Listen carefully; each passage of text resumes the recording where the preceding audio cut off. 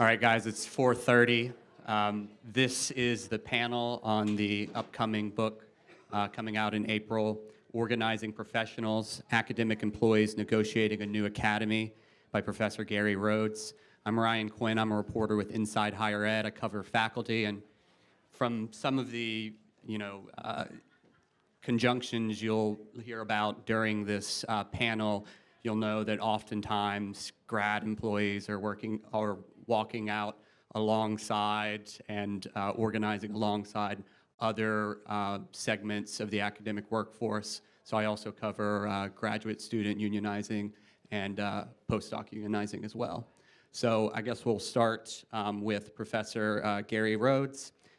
He is at the University of Arizona Center for the Study of Higher Education, former General Secretary of the AAUP, and also former President of the Association for the Study of Higher Education. Then we'll also have Richard Gomes here from AFT New Jersey. He's the Higher Ed VP. Staff representative now, okay. And then Jennie Shanker, she is with AFT New Jersey. She's the staff representative. Laura Murphy here is president of Dutchess United Educators at Dutchess Community College. And then we have Dan Echikson, and he's a UAW servicing representative. And we'll start with Gary Rhoades. Okay, is this working? Yep. Good afternoon. I'm no call and response. Good afternoon. It's the end of a long day. It's been a lot of going on.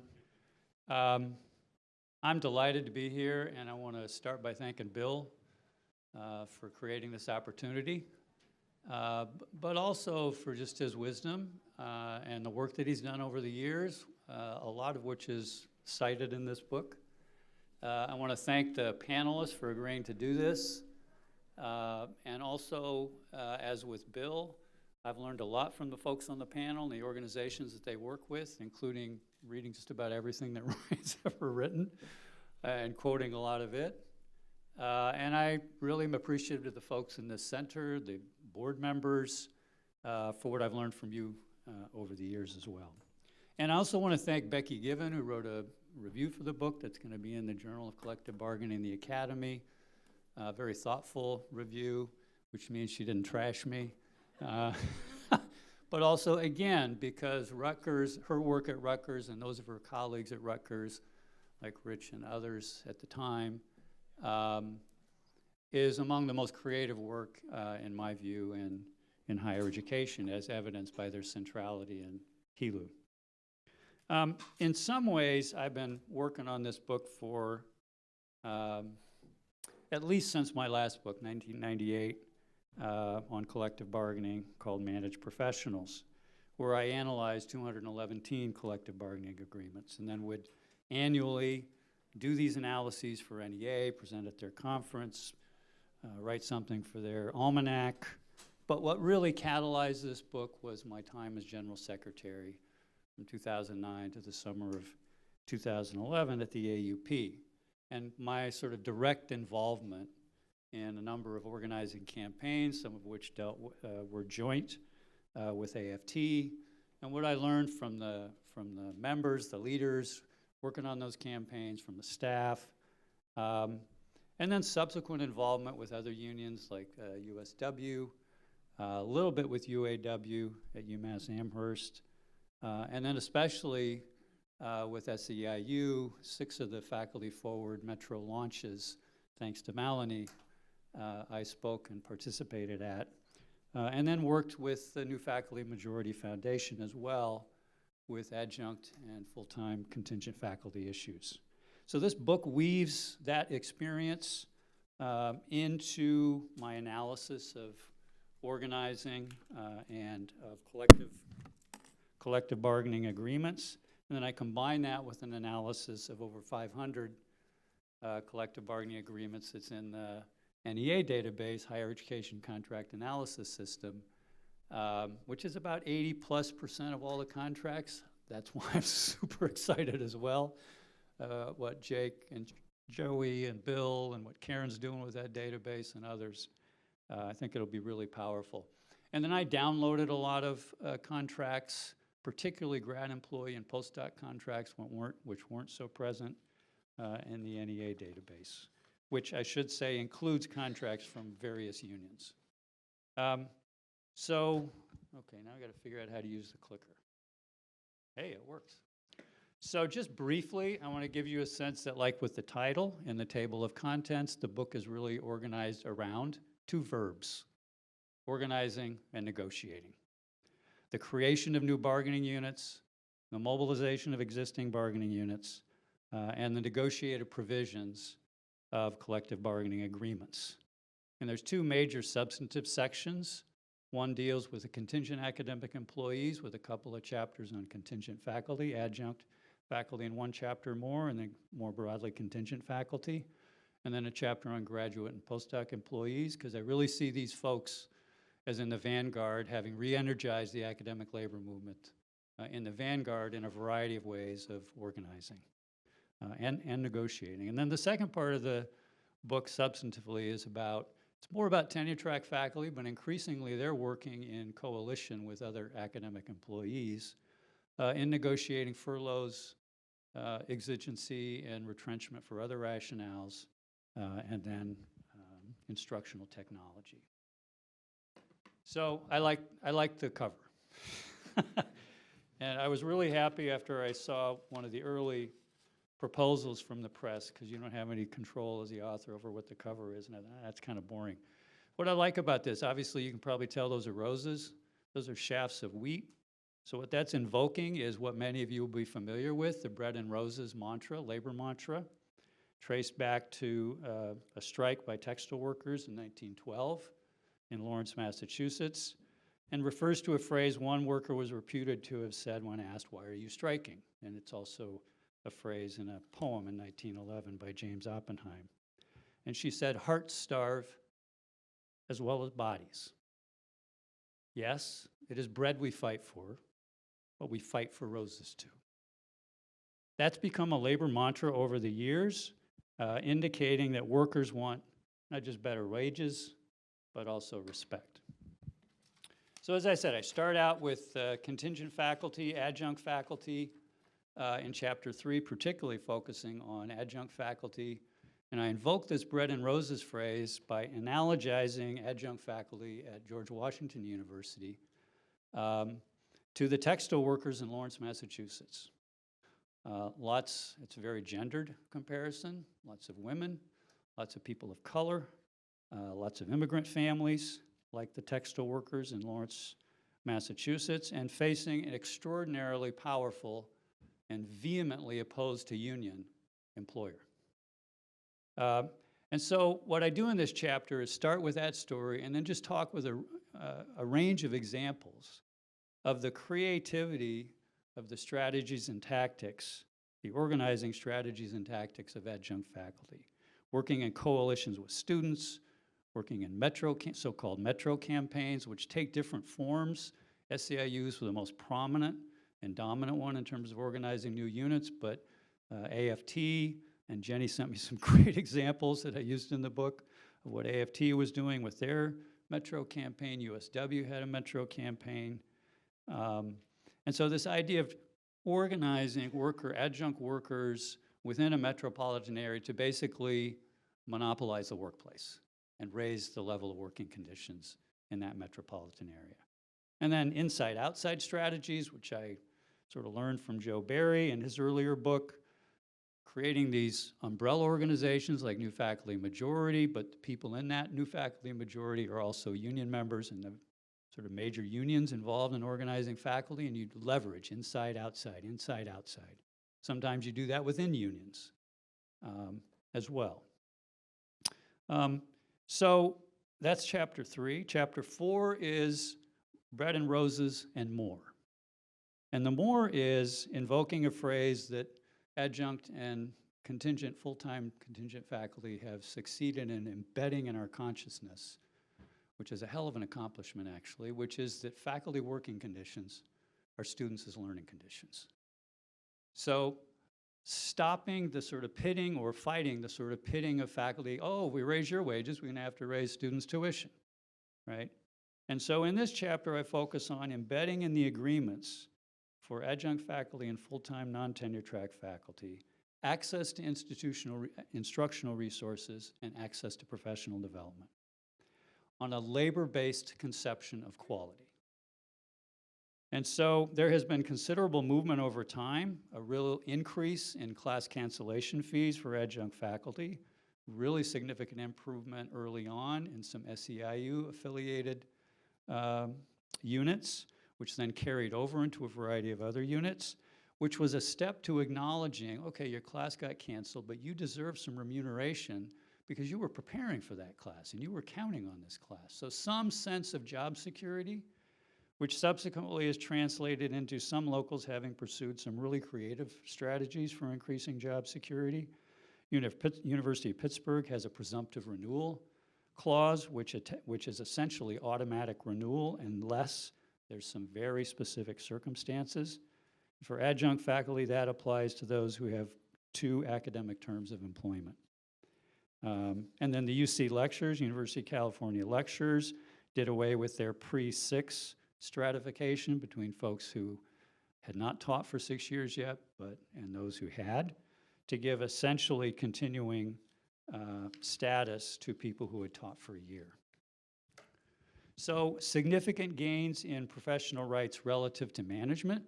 And then part of what I focus on in this chapter is gains relative to intra-professional stratification. So parity between part-time and full-time faculty.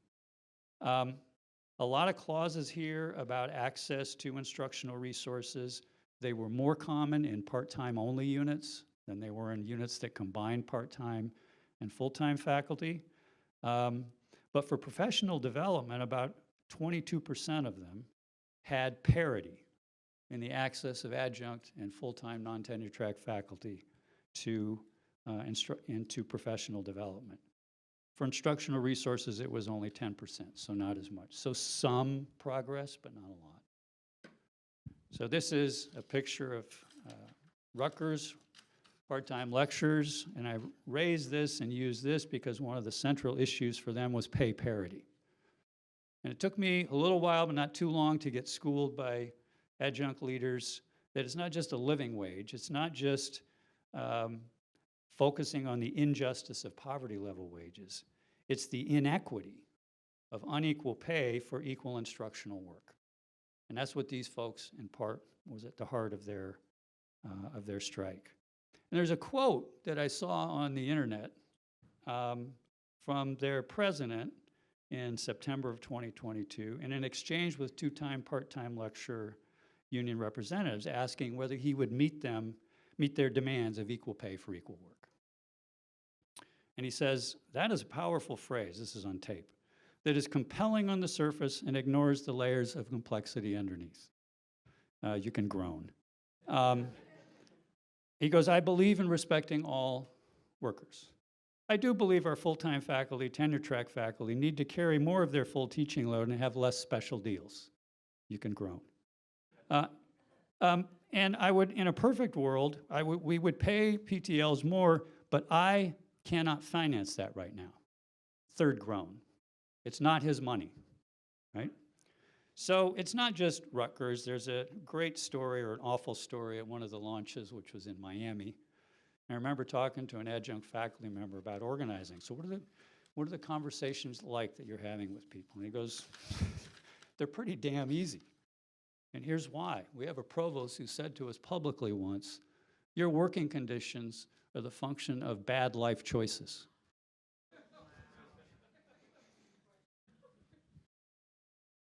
Sometimes, as the saying goes, the best organizers. So for graduate and postdoc employees, the respect has to do also with respecting their full humanity. And I'll get into what I mean by that, and a respectful workplace. So we saw the data that Jake and Joey put up there, which I've drawn on. It's enormously impressive, the scale of the organizing. But what's also equally remarkable is the scope of what is being negotiated. So yes, there's been a long history of grad school organizing in the public sector. But in the 2000s, the explosion in the private sector, as was mapped out, was enormous. For postdocs, the organizing really began, as you said, Jake, in the organizing began in the early 2000s, but the first contract in 2008, and largely in the public sector. But there's a commonality between both those groups of employees. And that is, they pay a lot of attention, obviously, to salaries, but to benefits that include things like caregiving and childcare. There's a lot of language on professional areas like professional development and support. There's a lot of focus on workload. For grad employees, it's caps, like you can't have us working 40 hours when we're getting paid for 20. For postdocs, it's more reasonable workload so that we have some time to do independently our work, because that's the point of a postdoc, is not to be a permanent doc, but to be a temporary position on the way to a tenure track position. Most importantly, though, in my view, is that in social justice realms like sexual harassment and racial discrimination and LGBTQ+ rights and international student issues and undocumented student issues, these have become central issues in these campaigns. And for the first two, sexual harassment and racial discrimination, independent external arbitration, connecting those larger social movements that intersect workplace justice with social justice. Because it's a little bit like the comment made earlier today about not erasing my existence with just talking about class. Not that anyone was saying that, but that is sometimes the sense. For these folks, these matters are central to their experience of the workplace. Their identities are central to their experience of the workplace. This is the new, essentially, bread and butter for graduate and postdoc employees. The UC Student Workers, Local 4811, came up with a really interesting and impressive clause provision having to do with a respectful workplace, which has a little bit lower bar for proving than racial discrimination or sexual harassment. And then there's a really nice article in this forthcoming issue, which Jake, I think, just last night inputted, beavering away, by Sarah Arvison and Emily Weintraub about the details of that, not just that provision, but why that provision, the kinds of abuses. It's probably going to be a shock to you, but not all PIs, not all faculty are wonderful people. So graduate and postdoc employees have re-energized the academic labor movement, just as adjunct and contingent faculty have. And they have moved into the vanguard of that movement to involve issues of respect for the full humanity, as I said, of employees, intersecting, again, workplace justice and social justice. The possibility of respect in that context is also highlighted by another piece. Karen did a really nice interview with Melissa Sortman of MSU on management side, and Sasha, is it Matish or Madish, of the University of Michigan, where they talk about changes over time in graduate student employee negotiations, and what they do really touchingly, like my experience of Karen, is they talk respectfully about these students. These are our students. These are smart people. They're trying to make the world a better place, and some of the things they're trying to negotiate are even sort of outside the mandatory terms of bargaining, but we still try to do them because actually they're the right thing to do. So it is possible, I think, in this context for us to form common cause to advance a sense of respect for one another and for who we are and what our identity is. So throughout the book, even though I've led with the adjunct and contingent faculty and graduate employees, Aretha Franklin had it right. Like, respect is at the heart of all organizing. And really, every campaign, organizing, mobilizing, contract campaign that I analyzed over the past number of years, respect was at the core. These three areas of respect. So let's move to tenure stream faculty. How am I doing time-wise? 7 minutes, okay. So we're gonna go a little quickly on this. So on furloughs, I cover 2 cases of organizing. One of them is at UIC, which is a campaign that I was part of when I was at the AUP. The other one is United Campus Workers. Both of them are coalitions of tenure stream faculty and support and contingent faculty. In the case of UCWs, it's wall-to-wall unions. So a lot of organizing was catalyzed by furloughs, but a lot of the issues were really about voice and about the public trajectory of the institutions that was abandoning the public interests of the institution. Very few contracts with furlough provisions, it turns out, but a lot of examples of unions providing alternative proposals to furloughs and calling for a shifting of resources to the academic side of the house. The next chapter on retrenchment for exigency and other financial and other reasons found a lot more clauses, especially for exigency, almost twice as many as in the 1990s. Slightly more, about 95% of them have retrenchment for other rationales. And some of them draw on some important AAUP guidance over the past decade about negotiating retrenchment, about having financial data, for example, for the union, about defining it as of the whole institution, not just of a department, about specifying the unit of layoff, about specifying non-academic reductions first, before academic. So it's not widely adopted in the contracts, but there are a number of kind of exemplar examples. And then the last substantive chapter is about instructional technology. And here, I looked at a small but important number of provisions that go beyond distance education to deal with hybrid course management systems and online office hours. And then I basically looked at 3 kinds of scripts: strengthening defense against the use of technology to force people to use it or lay people off, flipping the script for faculty to be more involved in, choosing the technology that's used, and evaluating the courses, and even providing professional development. Lane Community College has some great examples of this. And then some great examples of the public interest in students' needs. So clauses that speak to training and support not just for faculty, but also for students. And a couple in community colleges, importantly, like with Lane Community College, that speak to professional development that addresses the distinctive demographics of the local communities being served. So not just general professional development, but professional development for the populations who we serve. And then the last slide is sort of takeaways. What have I learned? And these are not, as Becky wrote in her review, these are not recipes, it's not a formula, it's not best practices, but they're principles about the fundamental importance of collective identity and coalitions that get beyond ourselves and our sense of specialness, which tenure-track faculty are pretty good at.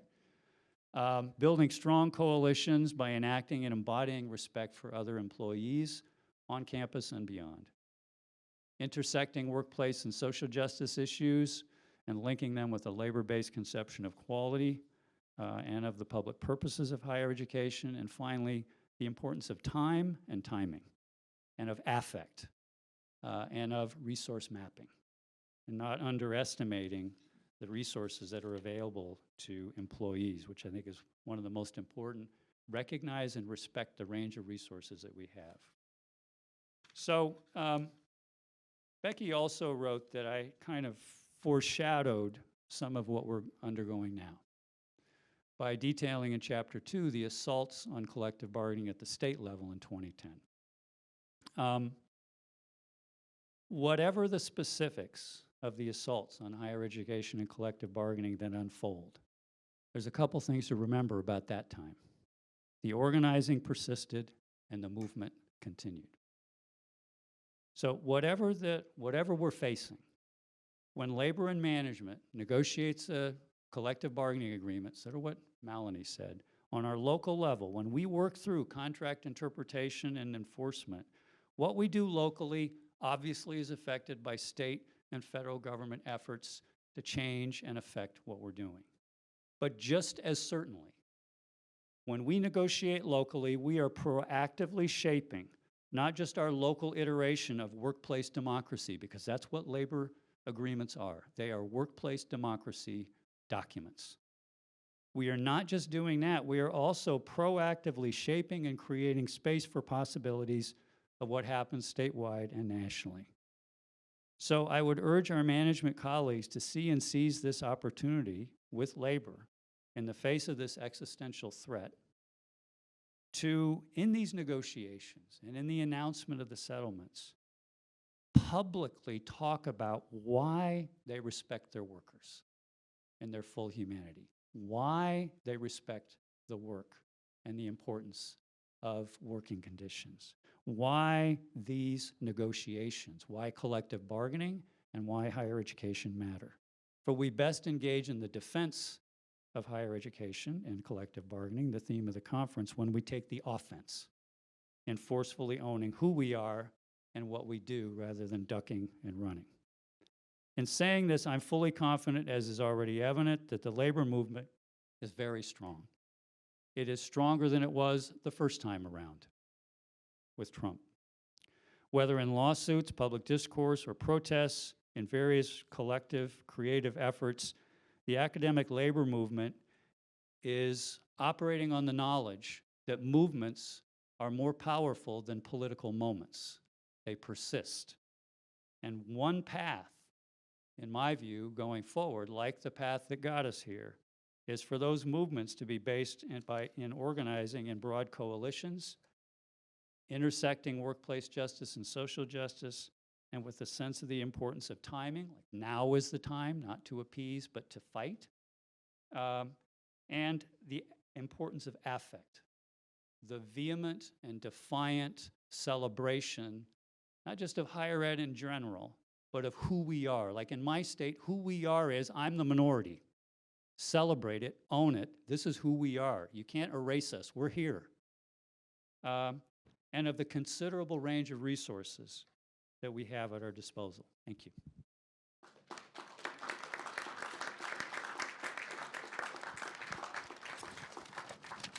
Whomever would like to go next, feel free to, and if you'd like to explain more about your background during your 7 minutes, that's fine. I'll go. Does that work? Yeah. Okay.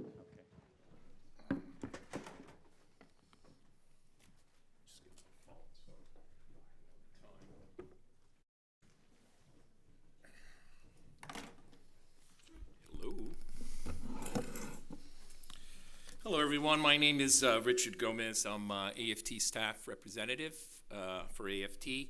And I just wanted to say that, Gary emailed me to talk about, hey, I'm going to release my book. Would you like to come and talk about it? And I said, of course. Why not? I think this is exciting. But, I'm actually not representing adjuncts at this moment, but, would it be okay for me to tag along my partner, Jennie Shanker, to the mix, because she's actually, at this moment, she is spearheading all of the adjunct unions in New Jersey that we represent, the United Adjuncts. And so Gary was like, really? Actually, she's mentioned in the book. So good, perfect. So, that was the outcome of that. And, she's going to soon be talking about some of the fun things that she did in Philly in regards of organizing and what Gary mentioned about. But I'm going to talk a little bit about some, in the context of actually where I met Gary. And I'll have to refresh his memory, too, because it's been quite a while. It was actually at a 2008 Colcal in San Diego. And I was struggling to know, what am I going to talk about today? I didn't know what was I going to talk about, so I'm struggling at night. I'm going, well, let me look for some things. Maybe I can look at some folders and everything. And I go about with this folder here. It has Rutgers written on it. So I said, okay, well, maybe there's something in here that may help me here. And I open it, and it's about a presentation that I did at Colcal at that time, which was named Teaching at Rutgers, Convert Part-Time to Full-Time Appointments and Instructional Full-Time Non-Tenured to Tenure Track Appointments. So I said, oh, great. Well, now I have some things that I can sort of tie to what we talked about at these conferences, at what we advocated. And actually, I'm looking also at, the the paper that we use to, it's just a proposal. It's titled Teaching at Rutgers, a proposal to convert part-time to full-time appointments. And, you know, it's from Karen Thompson and Richard Moser and Zoran Gajic. Yeah, exactly. Those are the people who wrote that paper. And that was the presentation, and that's where I met Gary, and I said, okay, well, this is great. And I mentioned this because he does talk about that in the book. And, you know, I think we need to think about that these things don't happen by chance. These things they don't just magically happen. We're talking about this in 2008. We're trying to get these things, you know, addressed, and that's what we did at that time. So, you know, having, you know, Gary say, hey, you know, see if you can make some connections, and yeah, we can make some connections. After all, Maria Maristo, who was the founder of the New Faculty Majority, you know, in the chapter that we talk about, you know, she says faculty working conditions are student learning conditions. Okay, so how do we apply that? How do we effectively apply this? It's a beautiful sentence. It resonates. But we need to sort of find a way to applying this in order to effectively, you know, craft collective bargaining proposals. You can't just say something like that and think that they're just going to agree to it. So going back to the folder that reads Rutgers, there was something else that was also in that folder, luckily, that I said, oh, God, wow, I can't believe I found this too. And I was able to run across this, which was basically a paper that said, that was a resolution, oh, it's here, sorry.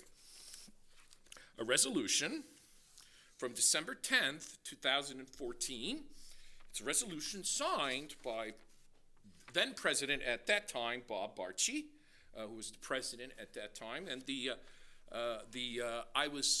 this was crafted by the chair of the University Senate. I was a university senator during my tenure as president of the part-time lectures, and so what happened was we were able to put on the Senate policy a proposal that addressed professional development.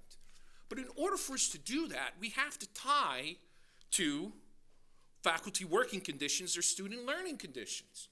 And in order to effectively do that, I drove from Newark to New Brunswick every Fridays that they had Senate meetings. And every meeting I would stand up and I would ask the president, when are we going to get this? And that lasted about for a year and a half. And finally, he provided, this benefit for us, but with a lot of guardrails, at that time, but at least we got our foot in the door, which was something that we were really seeking for to get, because that's what I tell my members when we're bargaining, we need to get our foot in the door. It doesn't matter how much, we're not gonna get what we want, but we need to get policy, we need to get proposals, foot in the door, and then later on we can enhance it the way you want to. So having said that, yes, we got a 50% of tuition remission for certain undergraduate level courses. Of course, I couldn't take a cooking course. I had to take a course that was related to ESL, so it had to be related to my subject matter. Totally fine with that. I had to teach a minimum of 3 credits, 3 hours per semester, and also only if there was availability. We couldn't bump away somebody, a full student that was paying full, tuition. So we had to, this was implemented in the spring of 2013. I think this is was a great victory at that time. Having said that, okay, this was 2013. Here we are in 2025. So I browse through the contract and some of the highlights in the Rutgers contract, and I go, whoa, Rutgers University allocates now $125,000 for professional development. When I negotiated that, I had to cry for them to raise $10,000 from $5,000 to $15,000. And look what's happening now. Not only that, they got $125,000, annually. They have that professional fund that was increased 33%, And the guardrails are much more looser than it was in the document that I was able to get through a hard fight during the University Senate. So that's something, those were two things that I found that I thought, oh my God, this is great food for thought to show Gary and all of you that, nothing happens just to happen. There has to be a seed has to be planted in order for us to be able to do something later that we're more happy with. The struggle is just not done. I mean, he talks about campus coalitions as well. He talks about the inside-outside strategy, which is basically the formation of the new faculty majority, the formation of caucuses, that we're not saying that our unions are not doing the job, is that we need some kind of a voice inside these organizations where they can reach outside effectively and have coalitions such as Rutgers One, who work with progressive student unions, Students for Peace and Justice, and have some kind of a broad stroke in regards of things that they seek for that we have common ground with. And of course, if we are talking about faculty working conditions or student learning conditions, if we need an effective ally in order for us to achieve what we're trying to achieve, the students would be the first one for us to be able to have an ally, but they're very smart. We need to be able to focus on things that they are going to benefit with as well. So that is something that I thought that kind of stood out for me in regards of that. I mean, And to stay on schedule. okay, one sure. more minute, I please. appreciate. Just so you know that. So just so you know, there was a study done that at that time it was 2,700 that they made per credit at that time that we were fighting all these fights, trying to figure out a way where we could sort of address that. And AFT did another study back in 2022, and the average medium now is 3,500, which means there's still a lot of things to do. This is still not acceptable. We still got work to do. So I just wanted to close that with that, and I appreciate. Thank you very much, Gary, for having me here, and thank you for all of you. Okay, thanks. All right. And I've certainly seen a lot of this inside-outside sort of strategy with HELU, or as some people call it, HELU, So it's been very interesting to see the rise of that organization. Who would like to go next? Hi, everybody. Can you hear me?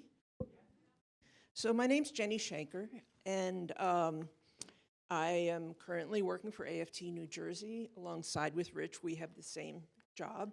We negotiate contracts, help with grievances, those sorts of things. But I've been involved. I was an adjunct faculty member for years, probably about 15 years. I was a non-tenure track faculty person for quite a while. I was the chair of the foundation program at Tyler School of Art for several years, running, all the freshmen. So I've had experience at a lot of different levels. We started organizing, as Gary was saying, in Philadelphia. AFT came in and started organizing adjuncts on a metro model. And the first unit that the union decided to organize was at Temple University, because it's large school, already had a very strong union there for full-timers and librarians. And there's a lot of people who work there. So if you're you're working on a metro model, and you have a place that you unionize the adjunct faculty, you're going to have adjunct faculty at schools throughout the area who are in a unionized school. So I actually want to start by just thanking you, actually. I'm sorry, I jumped ahead in introducing myself. But I have to tell you, this is a really meaningful book to me. And I think I've always really valued the work that Gary's done. When you're doing this kind of work, nobody is recording it. You're just too busy getting stuff done. And you've done such a beautiful job at really showing what was going on at the time, all kinds of structural things that people were considering. I really think it's a valuable contribution. And so I really want to thank you for that. Also, as somebody, again, who's negotiating contracts all the time, just going through some of the things that, every school, every school has problems with the same kinds of issues. He does a great job at looking at different ways that different schools have succeeded, the angles they've taken on things, et cetera. And so it's going to be a resource for me moving forward in the work that I do. I want to say also that a lot of people have appealed today to, for us to look back in history and who inspires us. And I had to say that as I was reading through the book, and really throughout, my history in doing this work, as a third-generation person in my family who's been involved in the labor movement now, I'm constantly reminded of the past and things, that my family has been through. My grandmother was an immigrant, and she worked in sweatshops here in New York City. She was a seamstress. And she would work at several factories at one time because they'd hire her on job-by-job basis, where she was, low-paid, at-will worker, obviously no health insurance, no respect, invisible. And, in no way can I compare my grandmother's struggles to, what we experience in academia. At the same time, I can say that we just recently did a very large survey in New Jersey of our adjunct faculty because we're trying to get health care for people.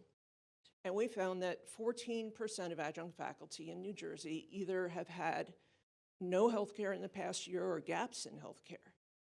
So we really are talking, it's it's very serious problems.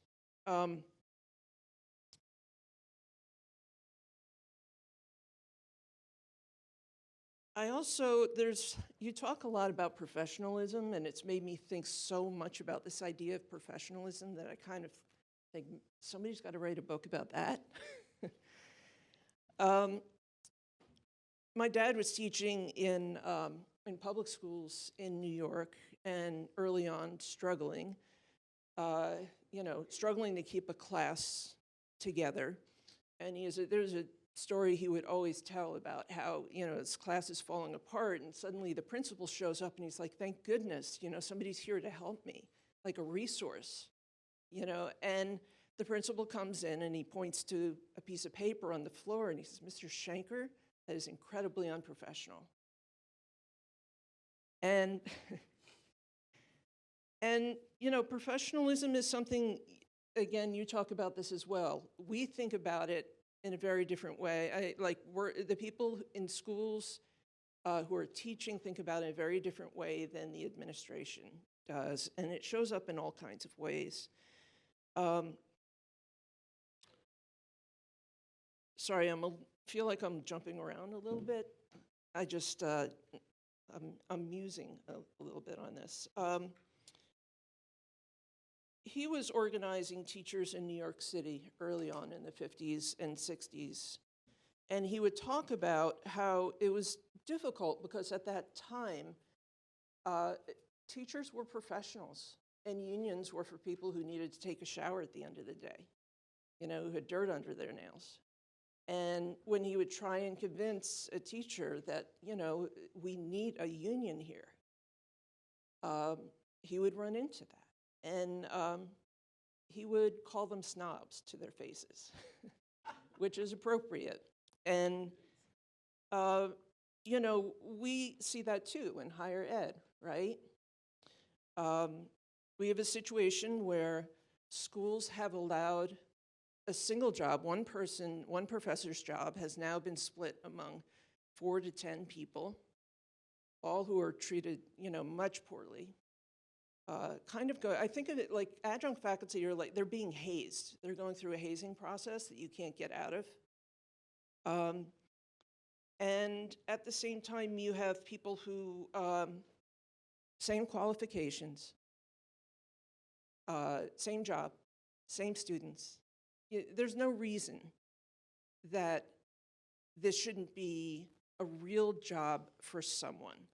And I know that means that there's maybe 9 other people who don't have adjunct work then, but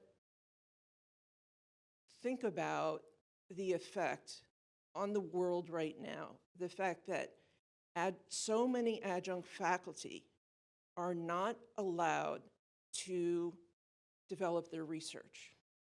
Think about the world we could be living in if 75% of the people who were teaching were actually able to build the sort of contributions, had the support to build on their skills, their knowledge, all of that, where they were able to contribute to the world in a way other than running around all the time and trying to afford health insurance. So, how much time do I have? I'm overtime? Oh my God! But just by one. Technically, you didn't do it. I'm in overtime? All right. I do want to talk about one thing. I'll try and make it as quick as possible. So I do want to talk about the new faculty majority, who I so appreciated, and the inside-outside thing has been so critical. And the biggest thing that they have done was to bring unions together to work on unemployment. And I give unemployment workshops. I've been doing this for years. And you would think, what is the point of a union having an unemployment workshop? I mean, first of all, you know, you're supposed to be getting these people's jobs, right? You're supposed to be making their jobs better. Number two, they're about to not be union members anymore. This, I think, comes back to this idea of, you know, we have to treat people as humans. It's not about, are we going to be advantaged by this or not? But there are repercussions from this. So from doing unemployment workshops, what we found is, guess what? Adjunct faculty then get hired back. We have had, at Temple University where I was working, we have had adjunct faculty who had an organization that was against the union, who ended up being officers in the union after they went through unemployment, having support, came back, joined, and became leaders. We had people over the pandemic who needed support. Look, unemployment, it's ridiculous. The fact that such highly educated people should have to take a 45-minute workshop to figure out how to fill out a form properly is ridiculous, right? But during the pandemic, we estimated that we put about $5 million in people's pockets. I mean, a tremendous amount of money. Wait a minute, I'm sorry, $500,000, excuse me. But probably over time, the pandemic plus before and after, over $1 million. One of those people who came to a workshop during the pandemic happened to be an actuary who had trouble with his claims, so I helped him I helped him with his appeal. This is somebody who now is working with us in New Jersey and who's brilliant actuary, incredibly creative, focused on healthcare. He is designing something very unique that we believe is going to help us to get healthcare for adjunct faculty throughout the state, plus increase the type of health, plans that faculty will be able to have. So there are a lot of inadvertent, sorry, I'm going on too. It's your turn. That would be a massive win, and so. But let's move on to the. Yeah, sorry. I'm just trying to save time for people to ask questions at the end. Hello, is this working? Can you hear? Yeah, sounds like it's working. When I started as an organizer, I was told a good organizing conversation was one in which you as the organizer spoke for 20% and the worker spoke for 80%. And before getting permission to serve on your panel, Gary, I was told, careful what you say, management is in the room. So in the spirit of those two things, I'll try to keep my comments here brief. Just a little bit of background on me. My name is Dan Echikson. I'm an organizer, servicing rep with the UAW. I was a student worker at Columbia back in 2015 and 2016 when we organized for and won our precedent-setting union vote. And I worked on that campaign after I graduated as an organizer for the union. And throughout that campaign, and any of you who've been part of an organizing campaign can probably relate to this. There's so much drama, so many twists and turns, and you always think someone should tell that story. And reading your book, chapter 5, and seeing the workers I organized with, like Noah Roshkolb and Kate McIntyre and Paul Katz, quoted, was a little bit surreal, and I'm just very appreciative that someone told their story. So I do have a couple of prepared remarks. I'm going to pull out my notes here. Yes. Yeah.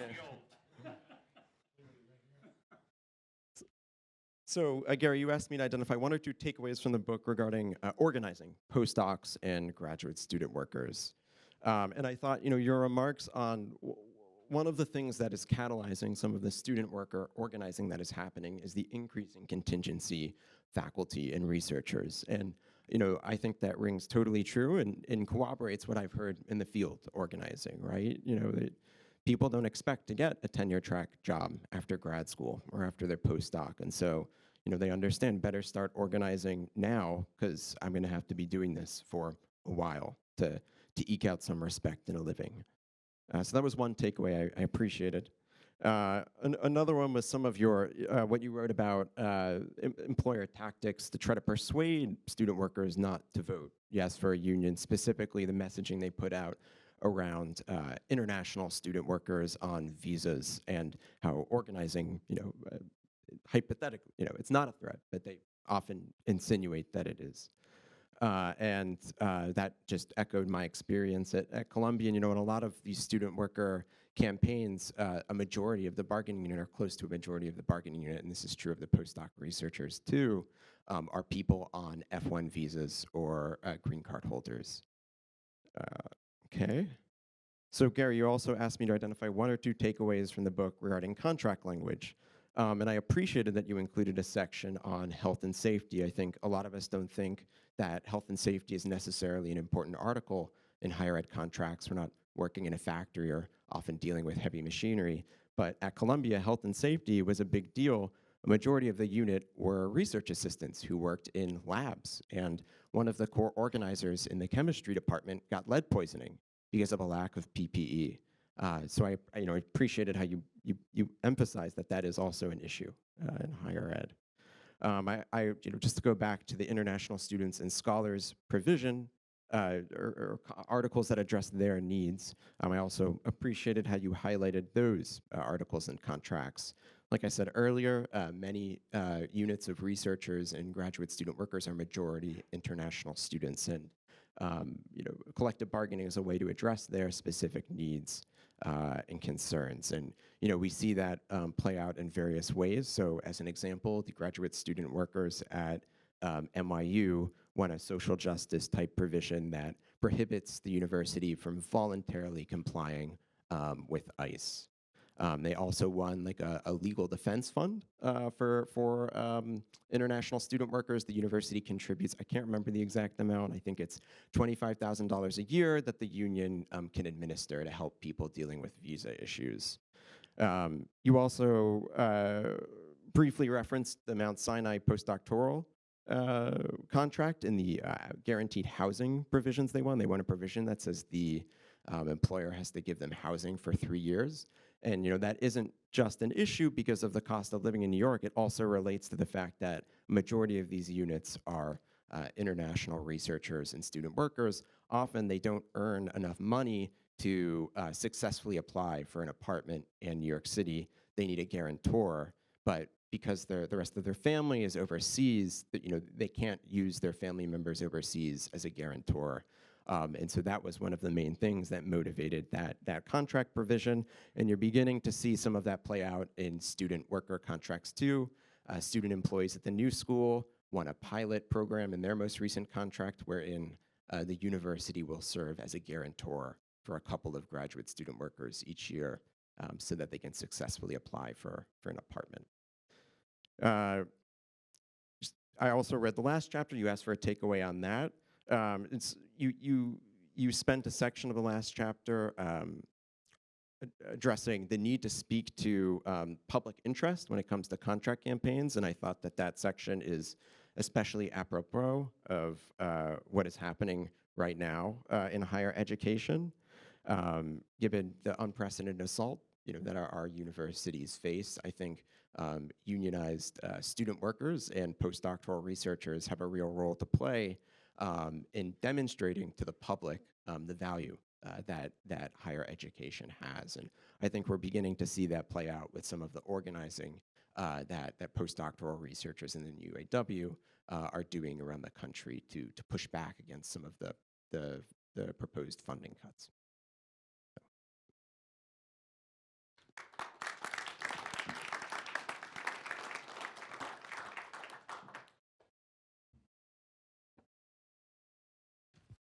Hi, everyone. Laura Murphy, Dutchess United Educators is our union at Dutchess Community College in Poughkeepsie, New York. We're a SUNY community college.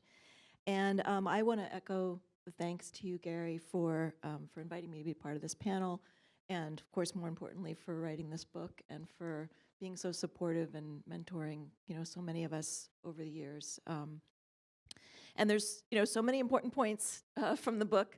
It was tough to choose just a few, but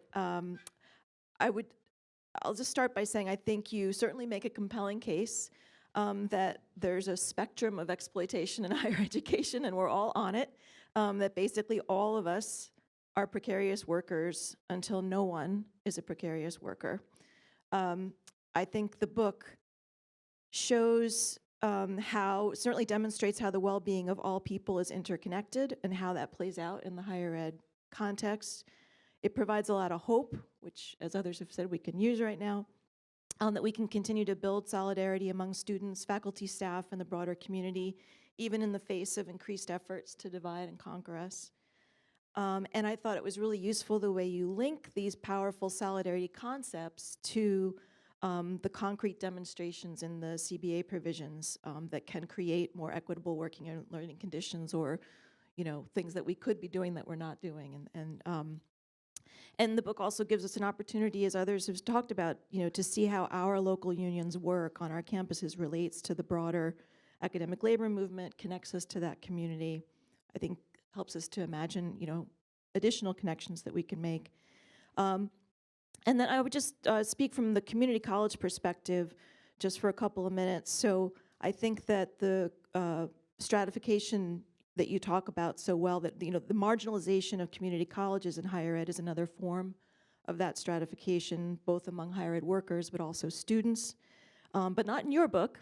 I'm grateful that you focus on a lot of community college CBAs as part of your evidence base, for which I'm grateful.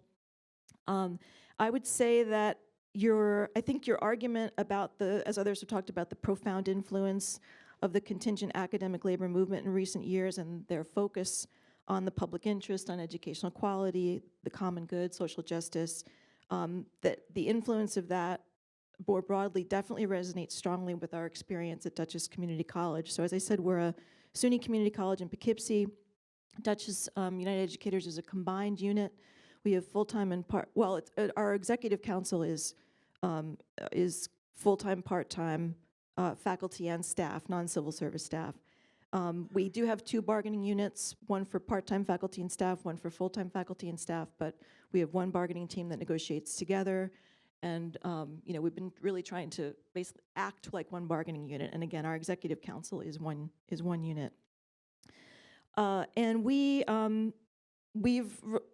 were fortunate to become aware of the new faculty majorities, conceptualization, faculty, and as we say, faculty and staff, working conditions or student learning conditions.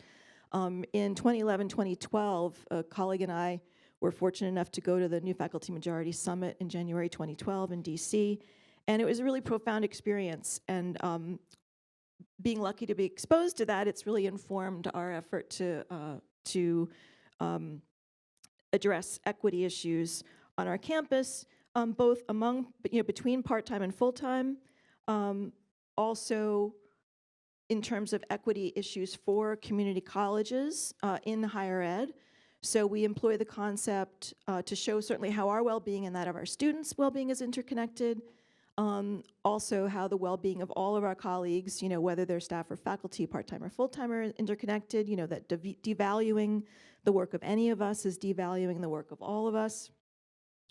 And also, again, to raise awareness about how community colleges' marginalization has been normalized, and I appreciated how you talked about that, how normalization, is so important to press against, and so we've been trying to use this concept of this common good concept of faculty and staff working conditions being student learning conditions to try to denormalize that marginalization of community colleges, and to stress the importance to create more equitable working and learning conditions for all community college faculty and staff, and thus for our students who at community colleges are more likely than students at four-year schools to be from historically marginalized communities, from low-income backgrounds, and first-generation college students.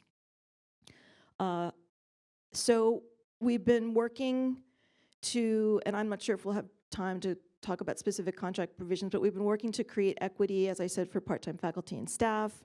Also trying to address for full-timers the higher student-faculty ratios and student-staff ratios at community colleges, which mean these unsustainable workloads for full-timers. And we've made some gains, I think some significant gains, but definitely a long, long way to go. And I do like that about the book, that you can kind of see, where we're maybe on the right track, where we have room to improve, and so on. That was really helpful. Let's see, how much time do I have? 5:30. Okay, I can just briefly mention a couple of things we've done. So, and we implemented a pay equity model for part-time faculty, which we modeled on California community colleges. We looked at the Foothill De Anza contract. That was in 2016. And we've made advances since 2016, but we've not yet reached equity, unfortunately. We're going to keep pushing for that in our current negotiations. We implemented promotions and step movement for part-time faculty, which we modeled on Orange Community College, a fellow SUNY school. And both of those measures have increased compensation for part-time faculty, but again, still a long way to go. Equity and evaluation with full-time faculty and part-time faculty, a reemployment preference, which is an attempt to try to achieve some job security, but it's definitely not enough. And then, and this was inspired by a presentation Gary had given at another one of these wonderful conferences years ago, class cancellation fees. So we do have that $400 if a class is canceled within a week before the class starts. So again, could be better, but something. And I thought that was interesting in terms of specific contract takeaways. You mentioned that, I'll just quote you for a second, that class cancellation fees as paths to long-term contracts. I hadn't really thought of that. Gary writes, if it seems like a small step, it is a quantum leap in management's acknowledging adjunct faculty's employment claims on assigned classes, and it is an important baseline from which to negotiate multi-year contracts. And I guess you mentioned that in your remarks, but I thought that was very useful. For full-time, we've been seeking teaching load reduction and not achieved it yet, but we have achieved a significant amount of reassigned time for full-time faculty to do some of the tasks so that they have more time, for teaching, comp time, flex time for full-time staff, and stipends for additional work.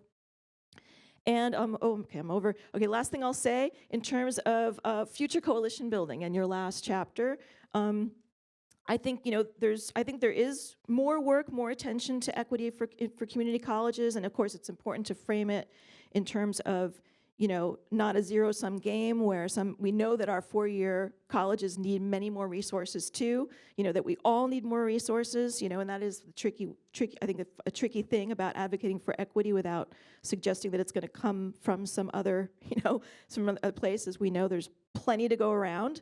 And then also potential for, Lynn Pasquarella and Randy Weingarten talked about this, more potential for higher ed and K-12 faculty and staff to build coalitions. And certainly there's some of that going on. I thought it was interesting reading your book, thinking about the timing of new faculty majority and then the Chicago teachers strike of 2012, is that that common good focus, was coming out of both their sects. Maybe somebody's written about the connection there.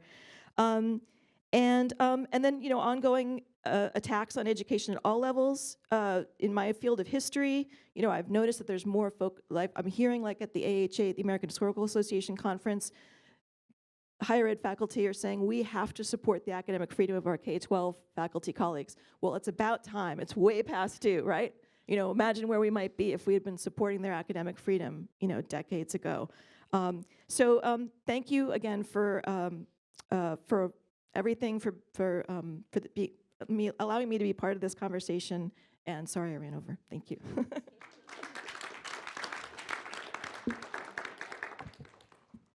Okay, we have perfectly 25 minutes for a Q&A. All I'll just say is that it's been a great conversation. I started at Inside Higher Ed in January of 2023, so the first thing that I covered was, I think, the UIC strike, and then there were like pretty soon 3 strikes at Rutgers, 3 strikes in Illinois, all going on simultaneously. It's been like riding a tiger covering all of this unionization, but I guess the one thing I'm wondering is what's going to happen now with the neutering of the NLRB and grad employee unions literally pulling their petitions because they're afraid of the precedent of Columbia being overturned.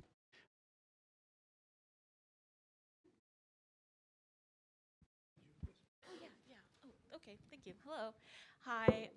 Thank you so much. This has been a very heartening panel. My name is Sarah Speller. I'm the current president of the Harvard Graduate Students Union. And kind of speaking on the Columbia decision, I won't go into that realm, but it is a very nerve-wracking thing. And my question has to do with what you mentioned about this idea of respect and the way that the people that you were listening to and were talking about their students as like very smart people that they respect. I'm first-gen low income, and I bring that up because I've spent the last 10 years in fancy private schools, and it is like impossible to convince wealthy people who believe in meritocracy that they're workers. And so you kind of, and I'm preaching to the choir, but like there is a certain amount of political education that has to happen and acting like a labor union that has to happen. And I was wondering how, if you guys could speak on navigating this idea of respecting your student workers or being a student worker that is respected, and how easily that can kind of fall into a paternalism where they are students, end of sentence, rather than student workers, particularly with the fact that like these social justice, arbitration, third-party arbitration, all of these things are so vital to graduate students today. Thank you.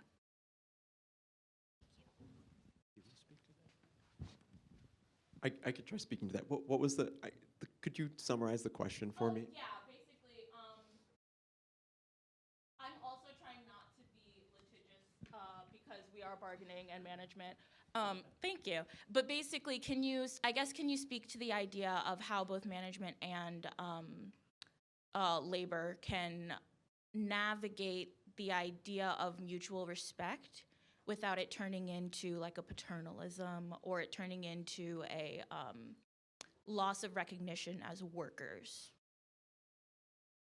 That is a good question, and I'm not sure I have a great answer for you. Really need to think about that. I mean, I think we've made lots of progress over the last 8 years. You know, the fact that there are a lot of employers in higher ed and the private sector who have recognized and bargained with their graduate student worker employee unions is a positive sign. I think that we're moving towards a new progressive normal where universities are recognizing that student workers are workers.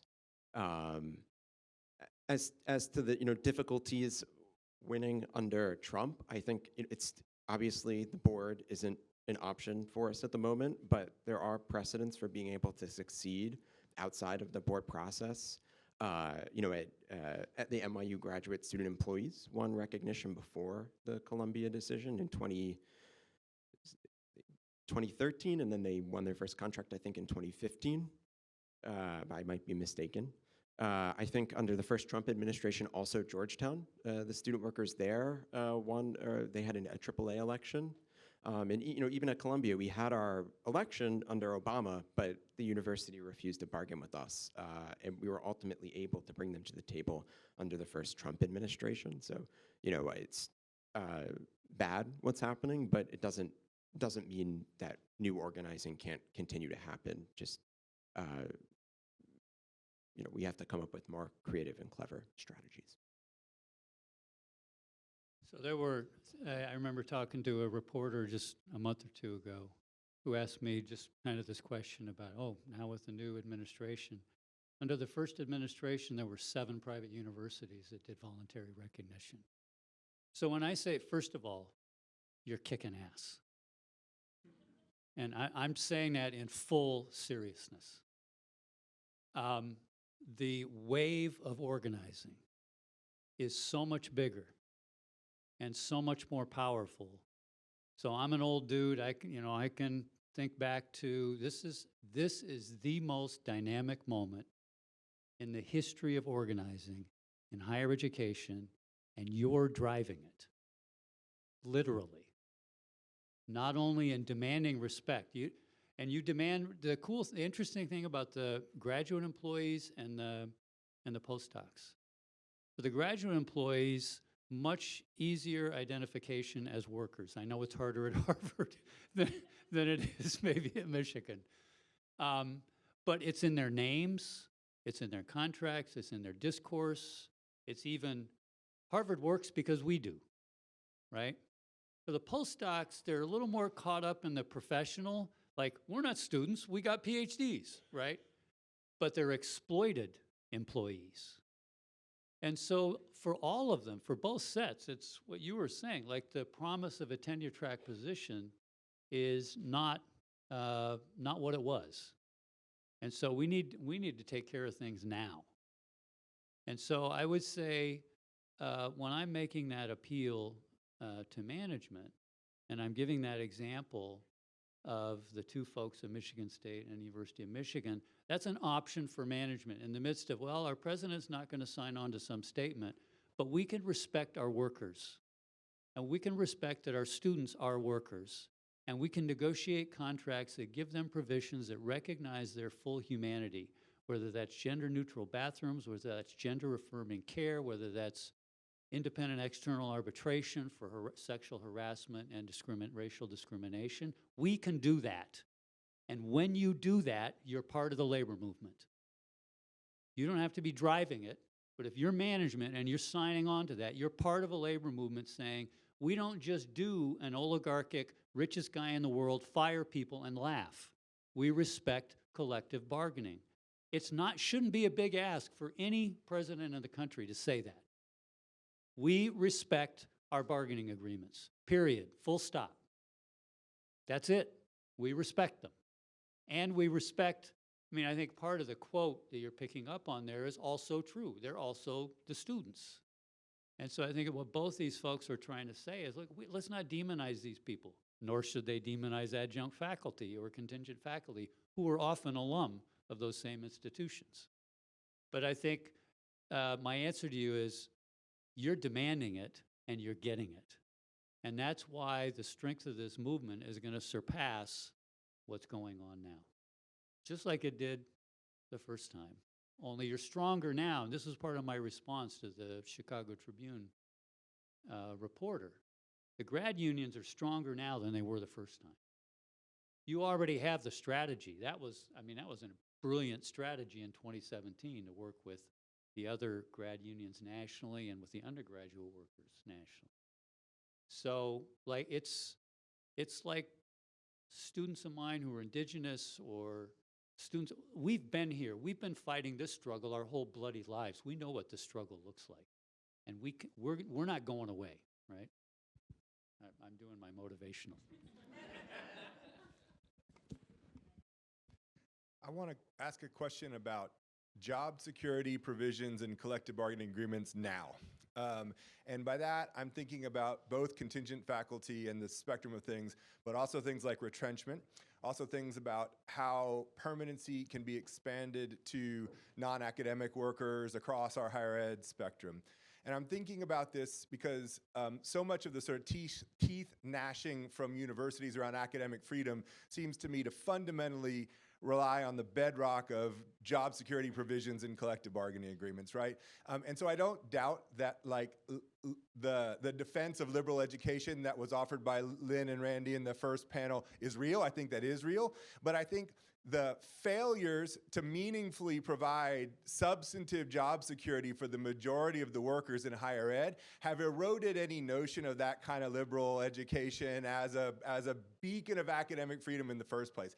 And so I'm thinking at this moment, in a moment where universities are being pressured by us to say defend academic freedom, that job security comes on the table in interesting ways. But I'm also thinking, in the face of catastrophic cuts to higher ed, the reason that job security has been stripped from so many of our higher ed workers is going to be even more pressing now. So they're going to feel the economic crunch to remove job security, even as they're imagining themselves to be defending academic freedom. I'm curious about how you all see the ongoing collective bargaining processes around expanding job security in this moment playing out with those kind of competing factors.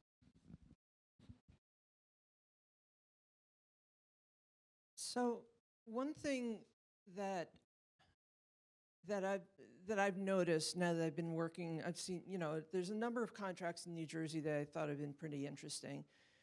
One thing that I've noticed is when you insist, at least for adjunct faculty, that what the school is buying when they hire somebody to teach a class is you to be in the class. If they want you to do office hours, if they want you to even class preparation, these are things they're not paying for.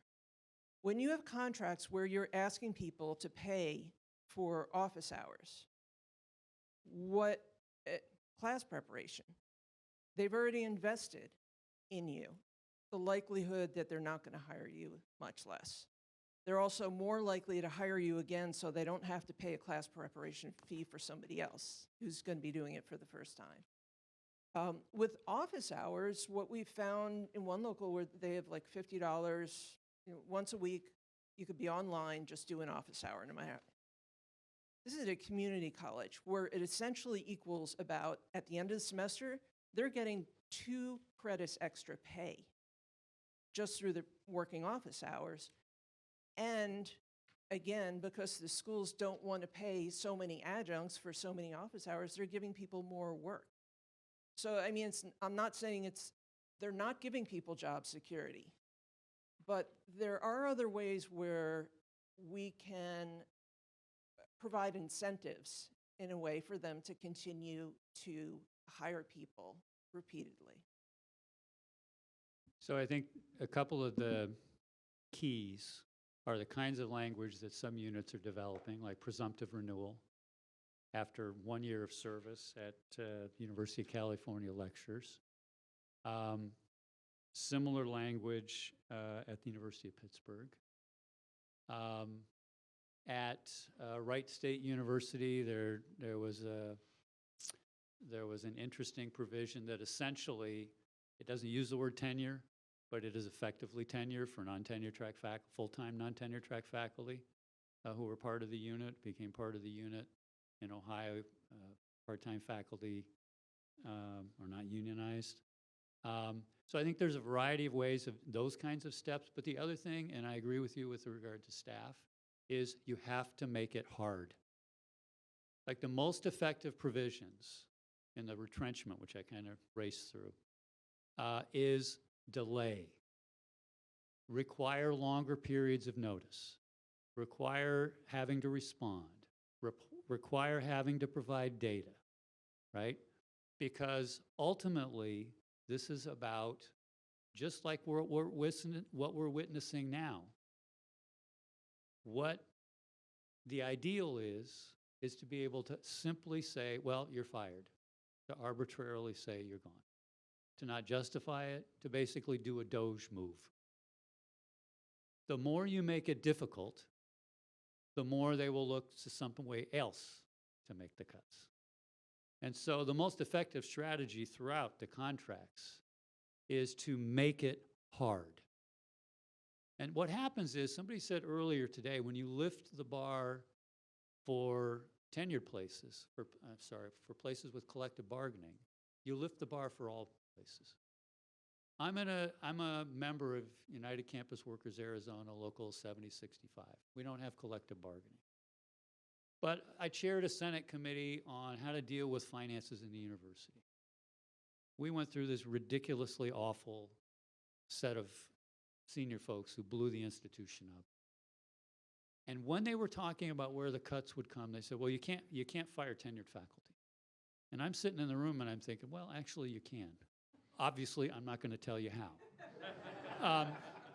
But what they were really saying is, it's too difficult. It takes too much time and too much planning. And so the game, I think, regardless of whether the word's tenure or something else, is to set up the mechanisms of due process that just make it difficult. Who's going to go through that process? They don't have the patience and they don't have the time. And so I think what applies to contingent faculty in these like presumptive renewal could also apply to staff, right? Just make it difficult. Make it due process driven and extend the periods of time required of notice and the like. Got 10 minutes left. More questions?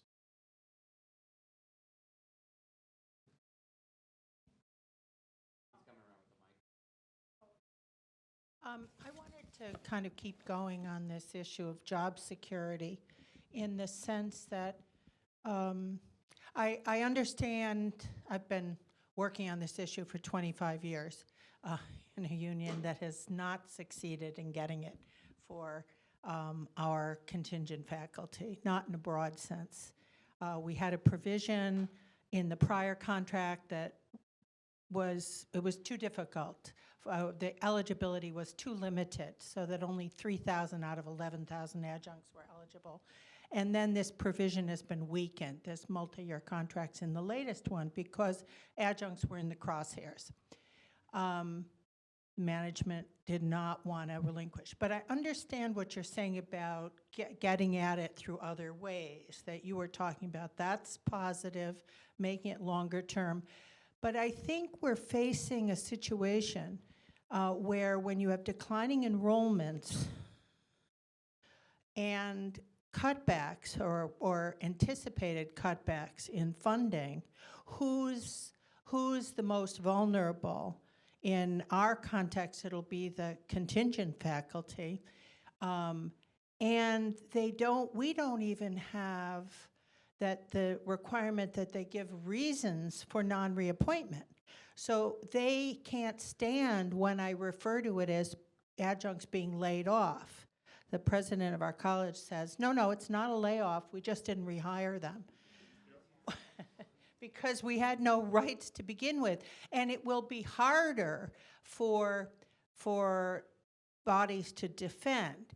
But okay, so that's a preface to saying that we need at this moment to have a broad alliance among all the participants, professional staff, tenure track, contingent faculty, to save people's jobs, to resist course cancellations, because the other side of course cancellations is losing income and losing employment. And how are we going to get that is a question. And I just want to plant an idea in people's heads that one of the things we need to do in our alliance with full-time tenure track faculty is not go against tenure, embrace it, but say you have to recognize collateral damage. When you hire a new glossy person from outside rather than hiring the long-term adjunct, there's collateral damage because somebody is losing their work. Make that visible and say, how are we going to develop a strategy that embraces our existing contingent faculty, that defends them, including when they get fired for academic freedom for teaching something around on Middle East studies. How are we going to defend them? How are we going to defend those jobs? Anyway, food for thought. Embrace, not replace, as the phrase I've been using is how we should be structuring our job security for adjuncts.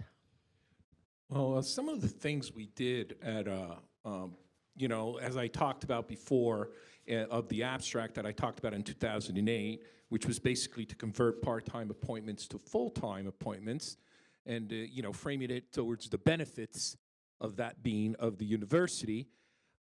This was just an abstract at that time, and nowadays at Rutgers, for the adjunct faculty, we do have this is not job security, but this is basically respecting the part-time lecturer that has been teaching for multiple years there to have some kind of a preference when it comes to applying to a non-tenure track job.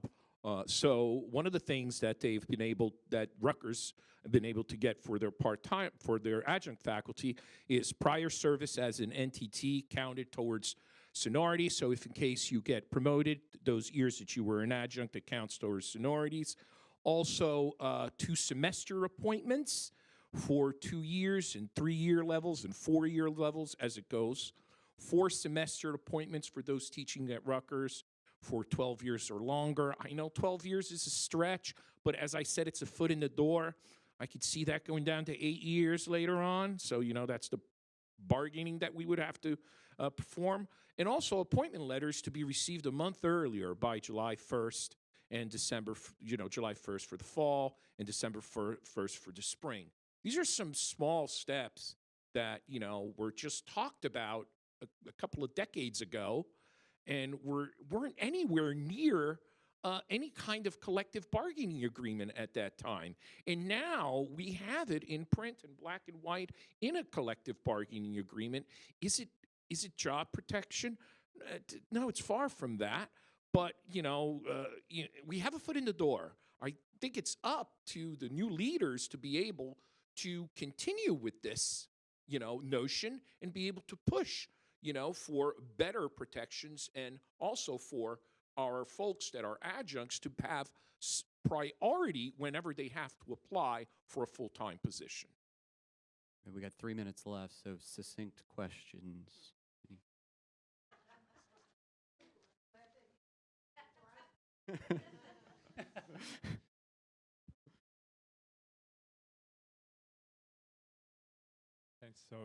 Thanks so much. I was wondering, Gary, if you could speak a little bit about what would be a priority to respect someone's humanity in a contract. Obviously, we have bread and butter issues as a union, but what does it mean, or what would it look like to respect someone's humanity in a contract? Well, there's a lot of great examples. And some of them are some of the references I was making to the respectful work environment, which I think is one of the broadest sweeping provisions that I've seen for the local and for the University of California. So the bar is not discrimination, sexual harassment. There's just respectful workplace in which you're not bullied, you're not threatened, you're not right.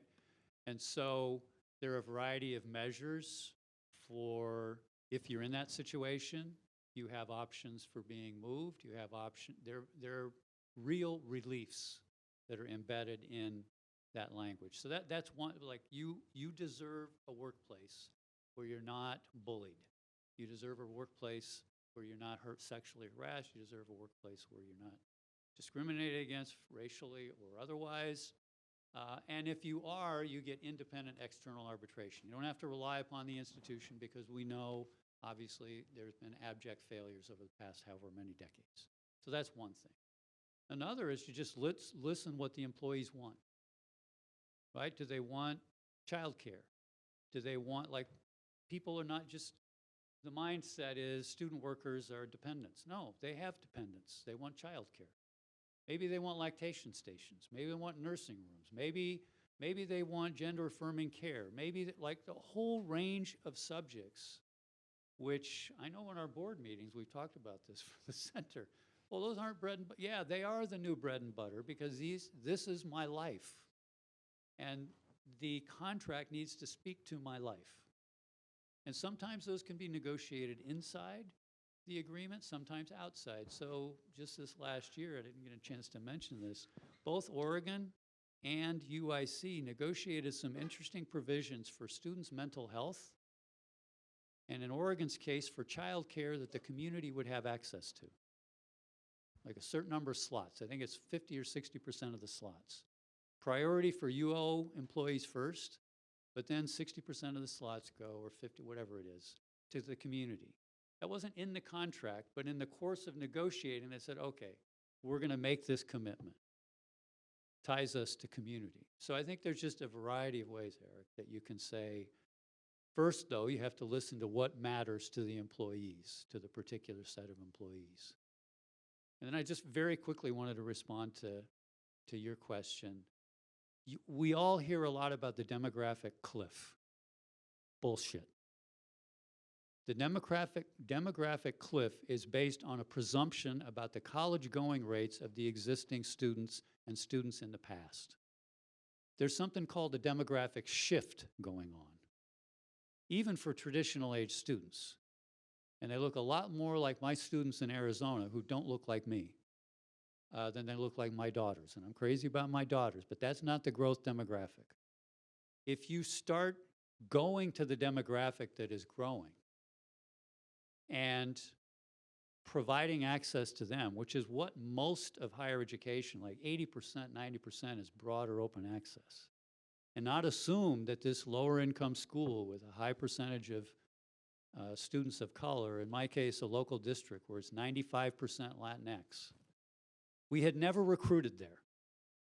Demographic cliff, oh my God.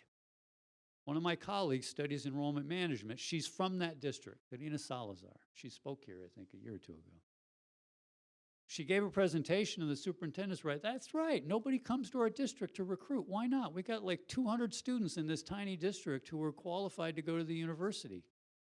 The two high schools in that district are now the two biggest high schools for matriculants in the country for the University of Arizona.